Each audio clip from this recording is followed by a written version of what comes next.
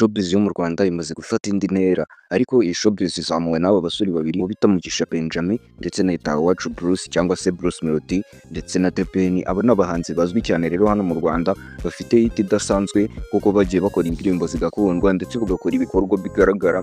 Aho rero uyu muhanzi The Ben ku itariki ya mbere z'ukwa mbere ategura igitaramo cyitwa The New Year Groove. Iki gitaramo kikaba ari igitaramo kiba cy'ingarukamwaka gitegurwa n'uyu nguyu Mugisha Benjamin, ariko muri uyu mwaka wa 2026 iki gitaramo kikazaba kirazaririmbamo n'uyu bita Itawacu Bruce cyangwa se Bruce Melodie. Rero nk'uko ntangiye mbibabwira ko showbiz y'u Rwanda imaze kugera ku rundi rwego, ubu yarenze n'imipaka y'u Rwanda igera no hanze yarwo. Ubu ngubu mu bihugu byegereye u Rwanda nta kindi kintu kiri kuvugwaho usibye aba basore babiri Mugisha Benjamin ndetse na Itawacu Bruce. Aho mu gihugu cya Kenya, Tanzania, Uganda, Burundi ndetse n'ibindi bihugu nyine byugarije u Rwanda nta yindi inkuru iri kuvugwa muri entertainment usibye aba basore babiri. Kugeza naho kuri ubu uwitwa Diamond Platnumz wo muri Tanzania, uyu ni umunyamuziki nawe uri mu banyamuziki bakomeye cyane hano muri Afrika, bafite ingoma zakunzwe cyane ndetse nawe ukunzwe cyane hariya mu gihugu cya Tanzania. Yagezeho avuga kuri ibi bintu by'abagabo kuri aya matiku yabo, avuga ko bimeze nk'uko we na Harmonize bameze hariya muri Tanzania, ariko nyine ibi ngibi nyine yabishimye cyane, avuga ko ari ibintu bituma nyine abahanzi bazamuka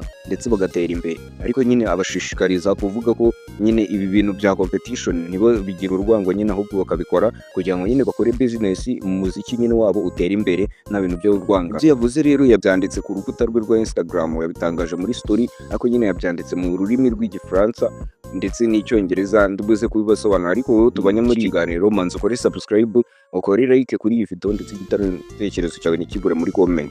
Diamond Platnumz rero yanditse amagambo agira ati entertainment yo mu Rwanda imaze gutera imbere, iri kuba international nyine, iri gufata n'amahanga kugeza naho ubu ngubu turi gukora indirimbo nisirebwe cyane, dore ko afite indirimbo yakoranye na Zucu kuri ubu ikaba imaze kugeza miliyoni kuri YouTube, imaze iminsi biliyoni. Yavuze ko rero u Rwanda ruri gutera imbere cyane cyane, avuga nyine kuri entertainment, avuga nyine no kuri ibi bintu by'abo basuri. Aravuga ati aho umuhanzi wo mu Rwanda atwara igihembo cy'umuhanzi mwiza muri Afrika, muri East Africa ndetse na South Africa. Ubu ngubu yavugaga The Ben wigeze gutwara igihembo, ndagira ngo abakurikiye entertainment murabizi. Umuhanzi Bruce Melodie nyine we nawe yakoreye muri Coke Studio. Iyi ni studio nyine ihenze cyane ya hano muri Nigeria, ariko nyine studio ijyamo nyine n'abantu barenze cyane. Uyu muhanzi rero Diamond Platnumz yakomeje abishimangira ati umuntu wo mu Rwanda ufite indirimbo ifite miliyoni 100 kuri YouTube ari wenyine, kandi hano muri Tanzania nta muntu ujya ubikora.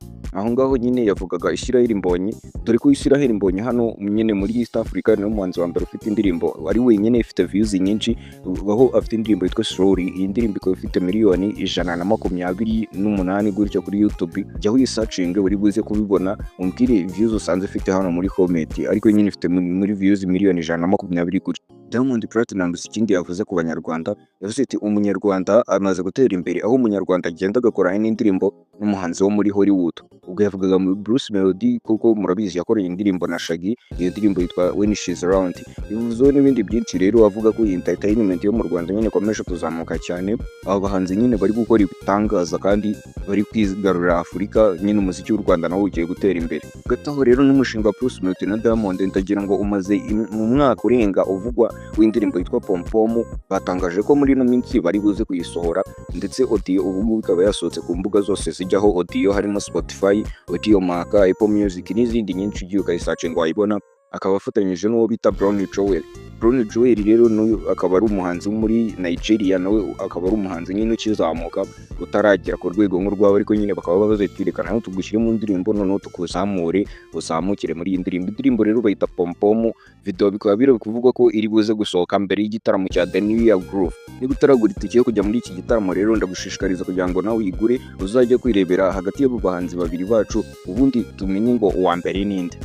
Diamond Platnumz rero ni amagambo yabavuzeho, avuga ko nyine u Rwanda rukubiye cyane, nyine entertainment yo mu Rwanda iri kuzamuka. Ariko si wowe ku ruhande rwawe, ubundi uri ku ruhe ruhande? Mbwira muri comment hagati y'igisamagwe The Ben cyangwa se Munyakazi Bruce Melodie, uri ku ruhe ruhande? Niye kode wowe uriho?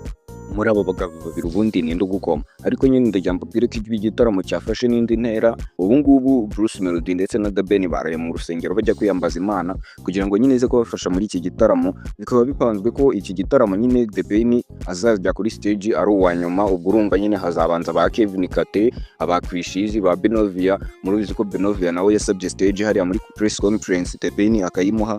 Ubwo nawe nyine azakora performance zaza mu bahanzi ba mbere, noneho Bruce Melodie ajyeho nuza The Ben aba ari umukurikira. The Ben uzasoza kino gitaramo. Wowe rero twabonye muri iki kiganiro icyo ngusaba nta kindi ni ugukanda subscribe ndetse ugakanda like, ugashyira igitekerezo cyawe muri comment, ugafungura inzogera kugira ngo ikindi kiganiro cyose tuzakora gishingiye kuri entertainment utazabura kukibona. Ndahushimiye cyane, murakoze.